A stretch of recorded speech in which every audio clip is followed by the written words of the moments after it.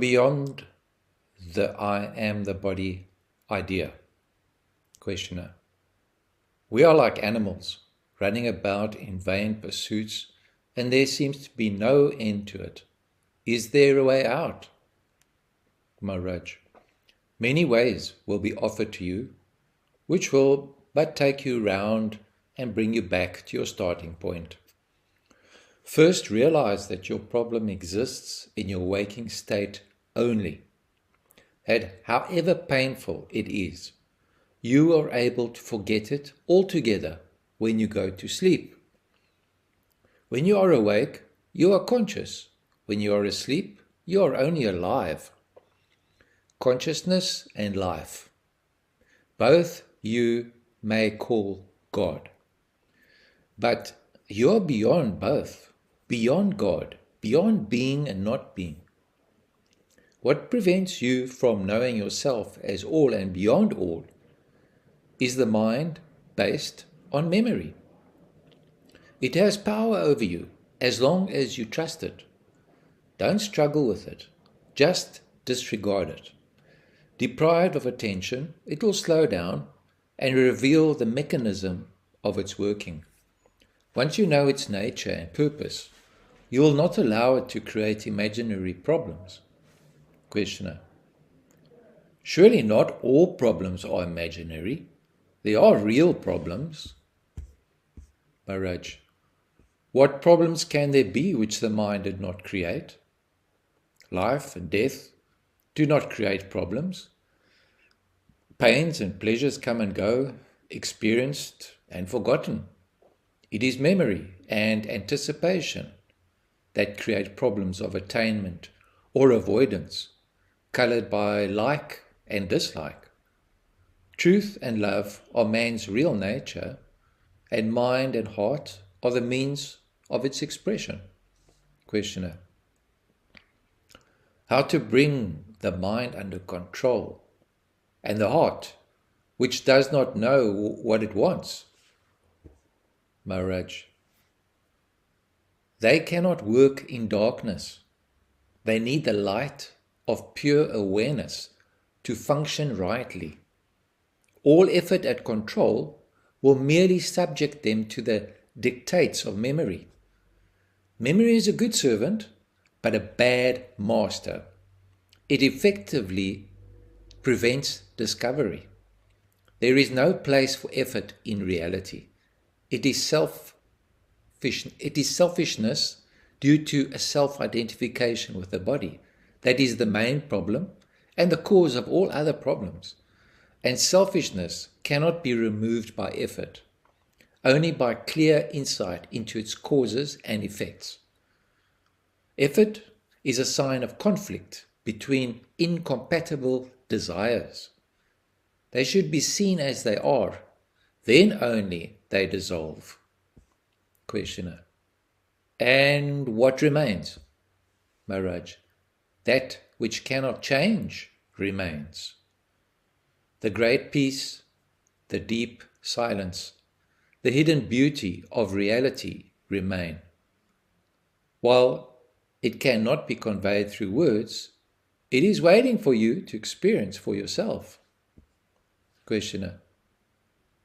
Must not one be fit and eligible for realization? Our nature is animal to the core. Unless it is conquered, how can we hope for reality to dawn? Maharaj. Leave the animal alone. Let it be. Just remember what you are. Use every incident of the day to remind you that without you as the witness, there would be neither animal nor God. Understand that you are both, the essence and the substance of all that is, and remain firm in your understanding. Questioner. Is understanding enough? Don't I need more tangible proofs? Maharaj. It is your understanding that will decide about the validity of proofs. But what more tangible proof do you need than your existence? Wherever you go, you find yourself. However far you reach out in time, you are there. Questioner. Obviously, I am not all-pervading and eternal. I am only here now. Maharaj. Good enough. The here is everywhere, and the now is always. Go beyond the I am the body idea, and you will find that space and time are in you, and not you in space and time. Once you have understood this, the main obstacle to realization is removed. Questioner.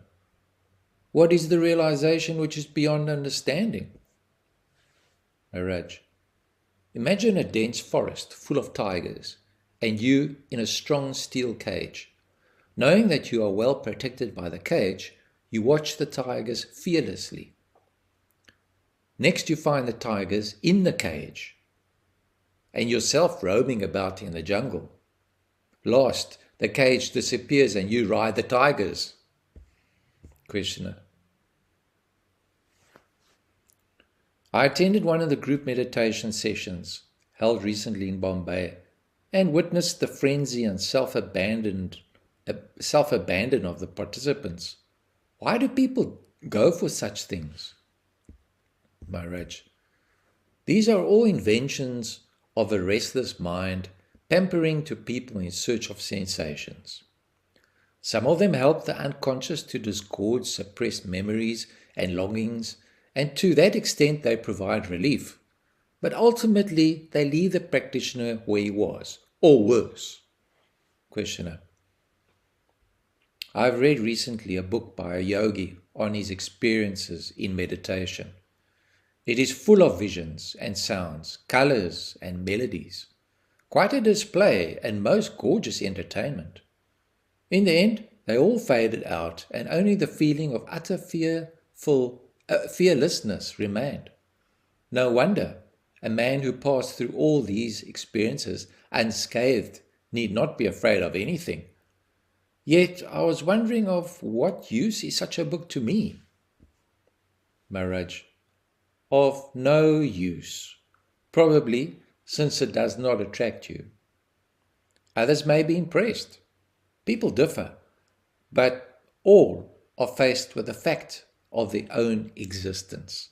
I am is the ultimate fact. Who am I is the ultimate question to which everybody must find an answer. Questioner. The same answer, Maharaj. The same in essence, varied in expression. Each seeker accepts or invents a method which suits him, applies it to himself with some earnestness and effort, obtains results according to his temperament and expectations, casts them into the mound of words, builds them into a system, establishes a tradition and begins to admit others into his school of yoga. It is all built on memory and imagination. No such school is valueless, nor indispensable. In each one can progress up to the point when all desire for progress must be abandoned to make further progress possible. Then all schools are given up. All effort ceases. In solitude and darkness, the vast step is made which ends ignorance and fear forever. The true teacher, however, will not imprison his disciple in a prescribed set of ideas, feelings, and actions. On the contrary, he will show him patiently the need to be free from all ideas and set patterns of behavior, to be vigilant and earnest and go with life wherever it takes him, not to enjoy or suffer, but to understand and learn. Under the right teacher, the disciple learns to learn, not to remember and obey. Satsang, the company of the noble, does not mold, it liberates. Beware of all that makes you dependent.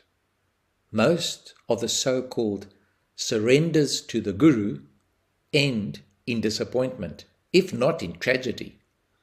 Fortunately, an earnest seeker will disentangle himself in time, the wiser for the experience. Questioner. Surely self-surrender has its value. Maharaj. Self-surrender is the surrender of all self-concern. It cannot be done. It happens when you realize your true nature. Verbal self-surrender, even when accompanied by feeling, is of little value and breaks down under stress. At the best, it shows an aspiration, not an actual fact. Questioner. In the Rig Veda, there is the mention of the Adi Yoga, the primordial yoga, consisting of the marriage of prana with prana, which, as I understand, means the bringing together of wisdom and life. Would you say it means also the union of dharma and karma, righteousness and action? Maharaj. Yes. Provided by righteousness you mean harmony with one's true nature, and by action only unselfish and desireless action. In Adi Yoga, life itself is the guru and the mind the disciple. The mind attends to life. It does not dictate. Life flows naturally and effortlessly, and the mind removes obstacles to its even flow. Questioner. Is it not life by its very nature repetitive? Will not following life lead to stagnation? Maharaj. By itself, life is immensely creative. A seed in course of time becomes a forest. The mind is like a forester, protecting and regulating the immense vital urge of existence. Questioner. Seen as the service of life by the mind, the Adi Yogi is a perfect democracy. Everyone is engaged in living a life to his best capacity and knowledge. Everyone is a disciple of the same guru. Maharaj. You may say so. It may be so, potentially. But unless life is loved and trusted, followed with eagerness and zest, it would be fanciful to talk of yoga, which is a movement in consciousness, awareness in action. Questioner. Once I watched the mountain stream flowing between the boulders. At each boulder, the commotion was different, according to the shape and size of the boulder. Is it not every person a mere commotion over a body, while life is one and eternal? Maharaj. The commotion and the water are not separate. It is the disturbance that makes you aware of water. Consciousness is always of movement, of change. There can be no such thing as changeless consciousness. Changelessness wipes out consciousness immediately. A man deprived of outer or inner sensations blanks out or goes beyond consciousness and unconsciousness into the birthless and deathless state. Only when spirit and matter come together, consciousness is born. Questioner. Are they one or two? Maharaj. It depends on the words you use. They are one or two or three. On investigation, 3 become 2 and 2 become 1.